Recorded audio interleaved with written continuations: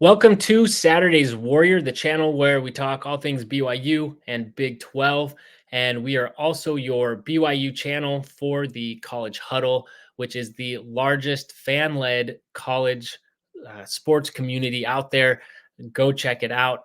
And speaking of the College Huddle, with me today, I have my friends from, I assume I can call them friends, even though they're Utah podcast, the Utah Man podcast. And we've got Cameron and Scott with us. Welcome, guys. Hey, Trevor. Thank Thanks for you. having us. Yeah, fun to Absolutely. talk. It's fun to do this. If you guys are anyone watching is looking for a lot of attacks on Utah, I don't plan to, because these guys were nice enough to have me on their podcast and they were very gracious. And so we are going to keep things clean. But what I think we'll have is some really good insights into this Utah program and looking ahead to the Holy War, which is back in conference again, guys, which I think everyone is excited about. I know Utah fans were thrilled to see what happened with the Pac-12, which is very understandable. But I think nonetheless, having the Holy War as a conference game is great for sports. And so could you guys tell me a little bit about your feelings of the Holy War being back on? Yeah, and Trevor, with Utah on a 4-game losing streak, we're dead inside. So take all the shots you want. We'll be Yeah, good. this is the year to pile on, baby. Live it up. Yeah, I mean, you're absolutely right. I mean, when Utah went to the Pac-12 and BYU went independent, the rivalry game kind of had a different feel to it. Whereas now, back in the same conference, I think it just adds a little bit more to it. The games not only are bragging rights on the line, but hopefully in future years, it's not this year, but hopefully in future years, just like it was in the Mountain West, where a lot of the conference championships depended on this game, and now Utah can kind of play somewhat of a spoiler, if you will. I mean, BYU is at the top of the conference right now. They kind of control their own destiny. Even a slip up during their last 4 games, they're still in a very good position. But I think moving forward, it's going to go back to what it was in the Mountain West, where it just meant more than just bragging rights between fan bases. Yeah, absolutely. And it seemed like for a little while, like there was a chance that BYU and Utah could both be in position contending for a position to get into the conference championship game. And it felt like it was going to be like old times. This is now, obviously, both teams have followed different trajectories than what we were anticipating going into this season. But that does not mean that this won't be a good game. And so tell me, guys, going into this game, what I mean, you already mentioned Utah's mindset that fans at least are crushed. And I got to say, going on Twitter and watching all the, the comments and stuff back and forth, it almost seems like it's not even fun to Utah fans are so down that it doesn't even like feel good to trash talk. Like that's how bad it's gotten. The Utah has like a decade's worth of trash talking built up, and then it's completely ruined because Utah is already so down because of the season. So you guys even found a way to ruin like BYU being on top. That's what a good rival does. Like it's almost so sad. It's not even that fun. And I do have to say, my dad is actually a Ute, so he's always been very supportive of us and BYU, and probably because it was a lot cheaper for him, and so to get us through school. But so he's really nice about BYU, and I usually just have to bite my tongue around him. So and pretend that I'm equally supportive of Utah. But yeah, no. So going into this game, what is the team, not the fans, what is the team's mindset, and what is going to be their game plan coming into this if they want to play spoiler? Yeah, I mean, I think it really comes down to defense, right? I mean, it's no shock. That's what Whittingham's built this program around, and that's just been the mentality. I mean, up until this point, up until this season, really.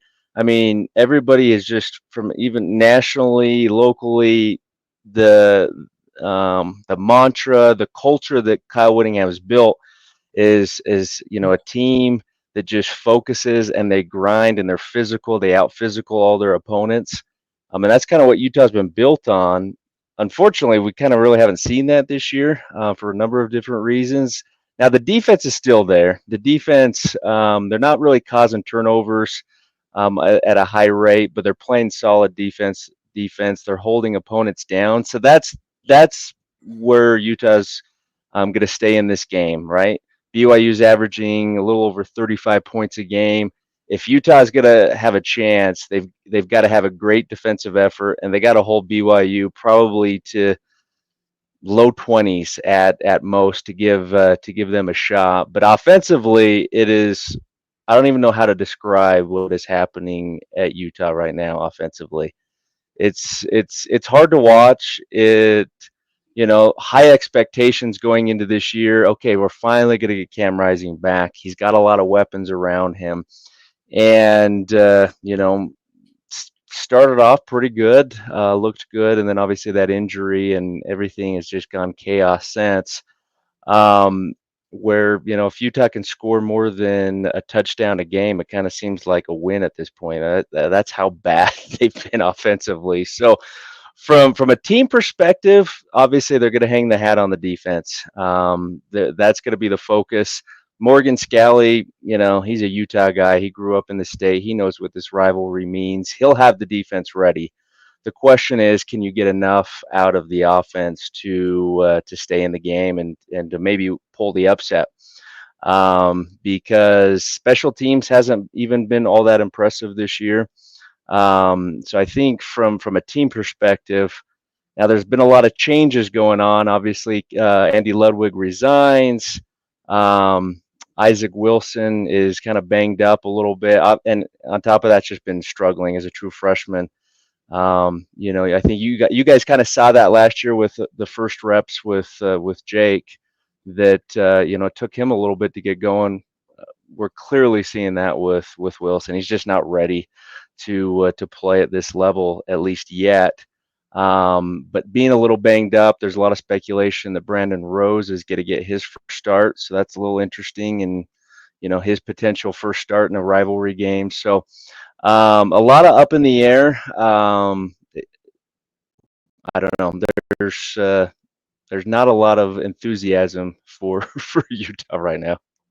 You mentioned that, and on your show, you asked about Retzlaff, and I actually meant to say that is I watched the way that people were kind of out on Wilson really quickly, and really down on him. And I say, you know what, he's a freshman, he's a young guy, he's learning and he's taking his lumps. And you know what, unfortunately, there's been some losses along the way, but this is all experience that he's going to use and get better with. I mean, Absolutely. and so I don't know, for people that are down on him, what I saw is it still seems like he's got very high potential. There's a very high ceiling there with this kid. And so I think, while it's not ideal to go in as a freshman who's not quite ready and lose games, it's experience that he can take with him. So, but yeah, obviously that's, you mentioned some of the things hanging over this program, namely Cam Rising and his injuries and not being in, but it seems like the problems that are facing this program right now go deeper than just not having the anticipated starting quarterback. Can you speak to what is it about this program? Even Bernard, he was asked kind of about it and said, I know what it is. What a bad answer, because that just opened up all sorts of things, and speculation. But I know what it is, but I'm not going to say. So, do you guys have any sense of what's going on, in that locker room that's leading to this team that seems like something much deeper than just Cam Rising being injured? Yeah, I think the biggest thing, I mean, not only was Cam Rising a good quarterback for this team, but he was their captain. He was their leader. When they need to make drives against USC to win the game, it was Cam that was willing the team together. And I think that's really where this team, especially offensively, is kind of missing an identity. And it starts with that quarterback. It's that one guy that the other 10 look at that believe in 100% that he's going to march them down the field. And when that doesn't happen, you don't see improvement week over week. I think that's where a lot of finger pointing and second guessing of what's going on comes into play. And I'm not trying to pile on Wilson, as both of you mentioned, true freshman. Winningham mentioned in his Monday presser, they weren't expecting him to play this many snaps this season. I think he said he's up to 400 snaps. They weren't anticipating that at all. And so I think because of that, because of not having Cam there, they just don't really have that leader on offense that I think they've relied on the last few years when they have had a healthy Cam Rising. Yeah. And I mean, I would add on to that. I think morale is just shot, to be honest with you. This is the second year in a row where they've just kept hearing, oh, Cam, he's a game time decision. We're going to see next week. We're going to see next week. They went through that a whole season of that last year, and even though they ended up 8-4, they played decent at times with Bryson Barnes and some other pieces there. It wasn't the season they wanted a year ago, and so going into this year, okay, he's back. We're finally going to be able to have the team that we expect. We're going to make a run and win the Big 12, get a shot in that playoff. And I think as soon as he went down again, and everyone just realized, oh no, here we go again. We're going through the same thing we went through last year. I don't think Whittingham handled it well with how he approached it in the media. It was always a game time decision. We're going to see if he can go, and then he couldn't go, and we just week after week we just kept going through that. And I think from a player's perspective, that had to be frustrating. Are we getting him back or are we not? And I think just over time, it just has to wear on you, to the fact that you have these expectations and you just continually can't meet them. And I mean, injuries are part of the game. Everybody deals with them, and Utah's definitely had a fair share the last couple of years. But at the same time, nobody's going to feel sorry for them, and it's part of what happens, and every team to an extent has to deal with it. But I just think from a mentality perspective, they've just been beaten down for 2 straight seasons with high expectations and not being able to meet those expectations. And I just think, has NIL played a factor in this, with certain guys getting paid, other guys not getting paid so well? I think it's kind of a perfect storm of a lot of things, and I don't know. There's a lot of speculation, and this may be Witt's last year. And does that add to some of this? Who knows? But when all is said and done, I think this Utah team, especially offensively, is just broken. Since you mentioned it, I was going to wait to bring it up, but what is your guys' speculation in terms of Witt? Do you think he comes back? And also, what about Rising? Does he come back for his third doctorate, or is he? He better not. You know what, Cam? Thank you for the 2 Pac-12 titles. We loved it. Great memories. Going to play in the Rose Bowl, even though we lost, it was still a fun experience to go. But his time at Utah has to be done. I mean, he's a bigger distraction at this point than anything else. If he wants to play again, I wish him well somewhere else. And I'm leaning to, I think this is Witt's. I think this is his last. Unless he just really does not want to go out this way, which I could understand. I think with them announcing Morgan Scalley taking over the head coach in waiting just prior to this season, there's a lot of things that sure made it look like this would be his last year. Yeah. And how long do you think that has been the mindset, or do you think it has anything to do with being in the Big 12, or is that just kind of how things lined up? I don't think it has so much to do with the being in the Big 12. I think it's more just the landscape of college football in general. Whittingham is very old school mentality. I think the whole NIL, and eventually, everyone speculates there's just going to be a super league or 2 super leagues that are there and kind of replacing the NCAA, at least for football.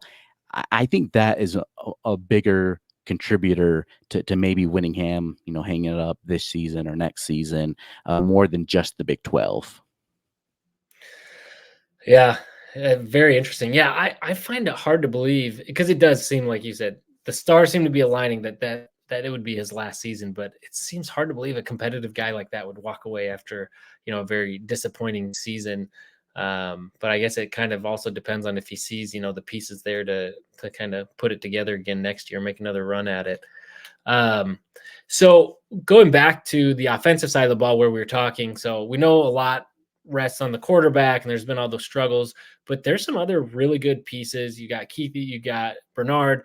Tell me what this Utah offense, what it can do with the pieces that it has and the talent it has to score what will probably need to be at least like you were saying, perhaps even in the low 20s in order to beat Utah that's had a high flying offense.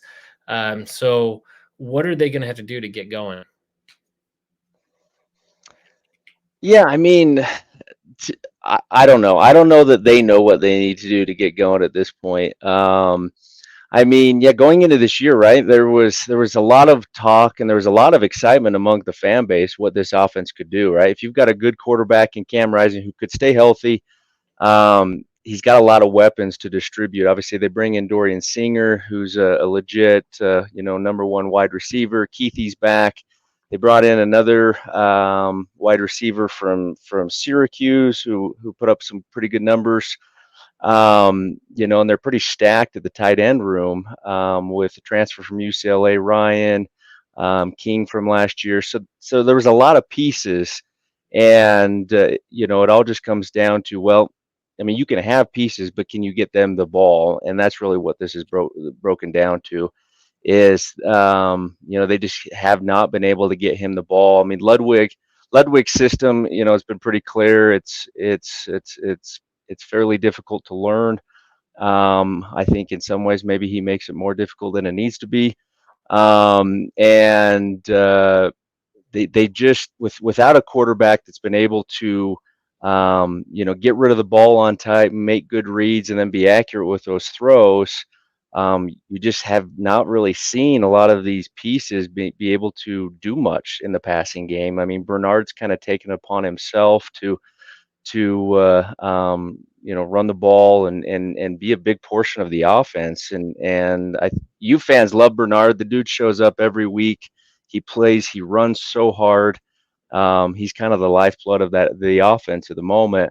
But obviously he can't do it alone. Defenses are just stacking the box because they know there's not much of a threat in the passing game. And even if we are going to throw it, we don't throw it much beyond 10 yards down the field. So the defense is pretty focused along the line of scrimmage, and Utah has not been able to adjust or make teams pay and loosen up that defense at all. And so, with that being said, can they find something in the bye week with the new OC? Does he have some new ideas? And does Brandon Rose bring anything to the table that he can come in, really with no experience and be effective passing the ball against a good defense? I mean, there's a lot of questions, right? So, can they do it? Well, it's a rivalry game. A lot of strange things can happen, but it's definitely an uphill battle. Yeah, although would say that the run game, really good run game has been something that BYU's been susceptible to, especially when, I mean, actually, it seems like there's times when um, any quarterback can look like a mobile quarterback versus BYU. Now that's obviously changed a bit with as our defense has improved, but even now there's moments. That is one area. But now flipping on the other side to the defense, which is really Utah's bread and butter. Can this team do enough defensively to slow down BYU to ultimately keep Utah in this game and put them in position to win it? And if so, how are they doing it? Like, what makes this defense so special? Yeah, I mean, if you look at Utah defensively, very good in conference, nationally, very good. Uh, holding teams to about 320 yards, which is about 20th in the country for yards per game. Really, Utah's great at stopping the run. I mean, that's a Kyle Whittingham defense, Morgan Scalley defense is stopping that run. I think if BYU could take advantage of something, it's going to be in that throw game. It's going to be able to hit those one-on-one corners. I know one thing I noticed in the BYU, I think it was the UCF game, is BYU gets the ball out quick. And especially in that Central Florida game. And so I think if there's one area that maybe BYU could capitalize against Utah, it would be, on those quick outs to receivers where there's just, one-on-one coverage. Okay. And do you feel like, I don't know, I mean, I feel like the defense really is that's going to be where a lot of this battle is defense, and the BYU's offense can keep it together. How are they at causing turnovers? Has that been a key part of this team? Not like in years past. I mean, they're solid. They're giving up some yardage, but in the red zone they've been very good. They're I believe, weren't they? I think they were third in third down defense, getting teams off the field. And so they're really good at getting teams off the field and not letting them in the end zone. The problem is they're not creating a lot of turnovers, right? And that's definitely been. I mean, usually, obviously, from year to year things vary, but Kyle Whittingham type defense, they produce turnovers, and Utah's solid, but they don't seem to have, at least this year, at least to this point, don't have really elite playmakers that are just able to go out and create that game changing turnover, to give the an offense that's struggling a short field and give them some momentum. And so um, that's something we just haven't seen. Now, obviously, it's really going to come down to, I mean, Kyle Whittingham loves time of possession, right? And so he's going to, the defense has got to get BYU off the field. And if BYU has long sustained drives, that's problematic. They got to get them off the field, and then obviously find ways to keep the ball offensively. But yeah, from a defensive standpoint, I think the only way Utah wins is if they got to win the turnover battle. If they don't have a shot. They've got to create some turnovers somehow, fumble, interception, maybe something on special teams. But if they lose that turnover battle, I don't think we've got a shot. All right, and who are the key players that we need to watch for on defense? Because I think a lot of us know the offensive players, but maybe for those BYU fans who aren't in the state of Utah or can't stomach watching Utah when the BYU's not playing them, who are those faces and names that we should watch out for? I think for me, the biggest one is Connor O'Toole, is a defensive end. He's been injured most of the season. He did come back recently, though, but just a great off the edge, and really doesn't get a lot of attention, doesn't get a lot of pub for his play, but he is a player that can come off the edge and kind of wreak some havoc against some quarterbacks.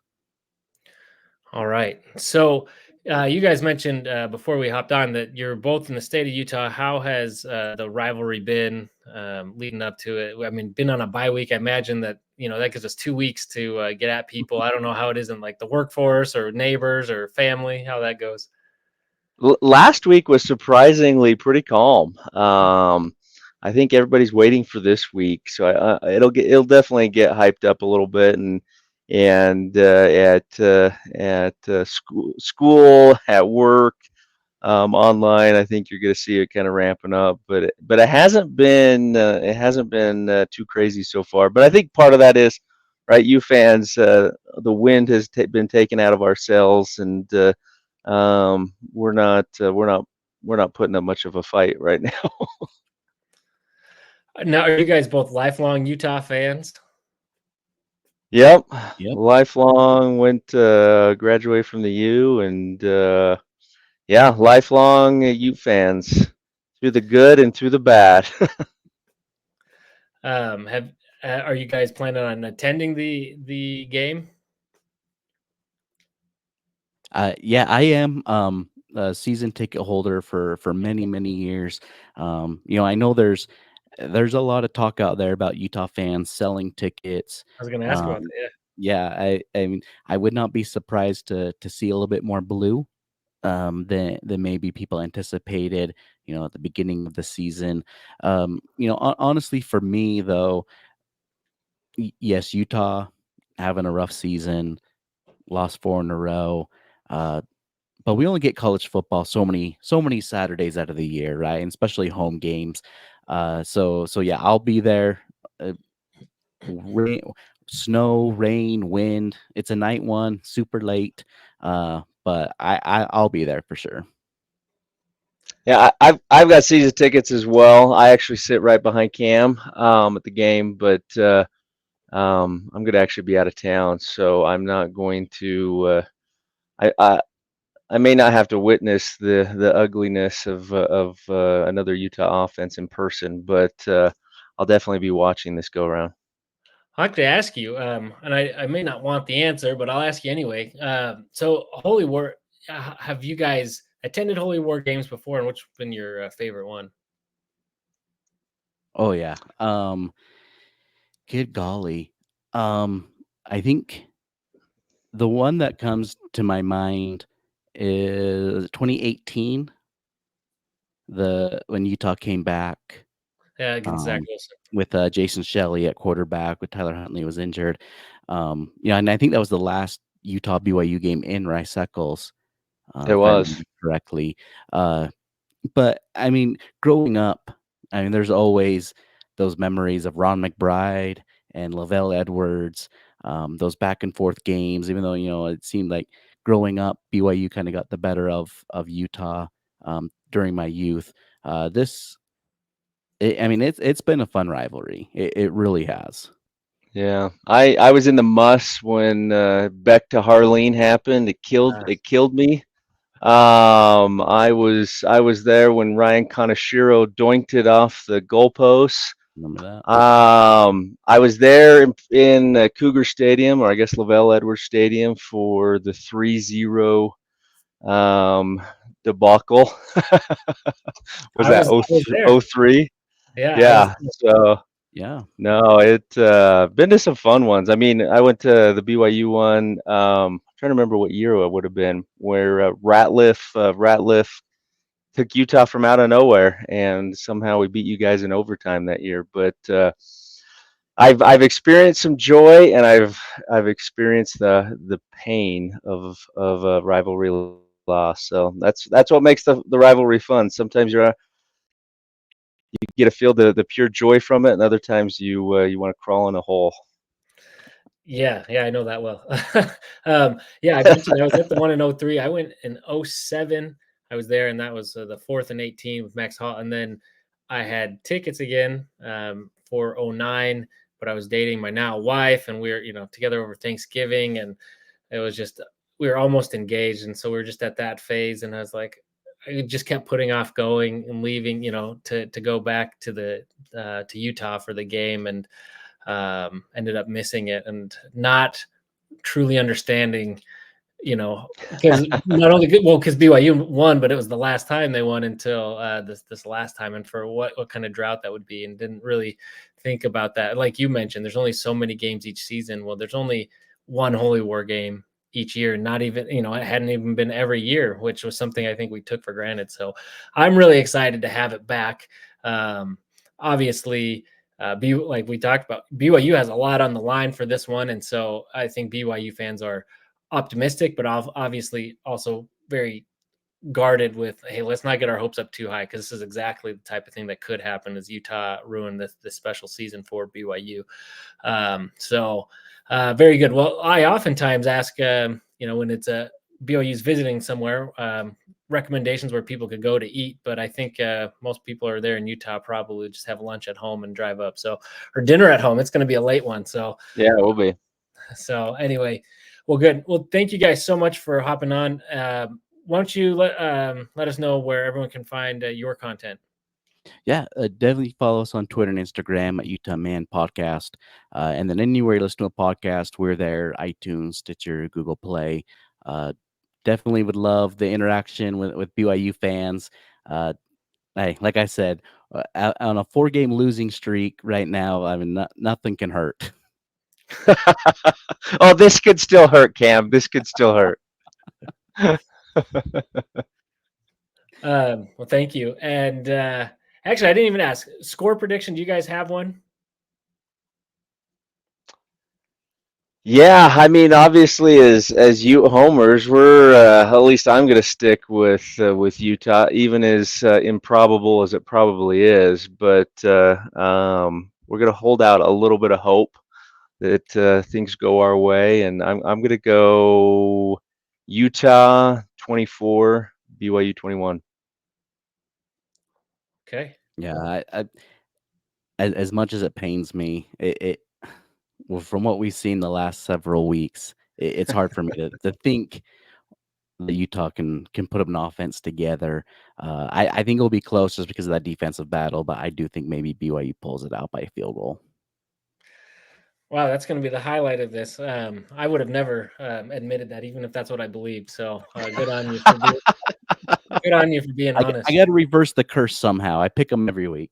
Yeah, Okay. there you go. There you go. First curse. Well, I'm excited for the matchup. Obviously, with Holy War, but we got the all reds versus the all blue, so that should be a fun look out there. Going to be quite a matchup. Please, if you want to get to know the enemy a little bit, or just a fan of BYU or sorry, Big 12 teams in general, go check out their stuff. Check out our other podcasts and YouTube shows on the College Huddle across the Big 12 and across college football. Whoever your team is, go find them. A lot of great content there. And then also, please like this video. Be sure to subscribe to the channel. And as always, go Cougs.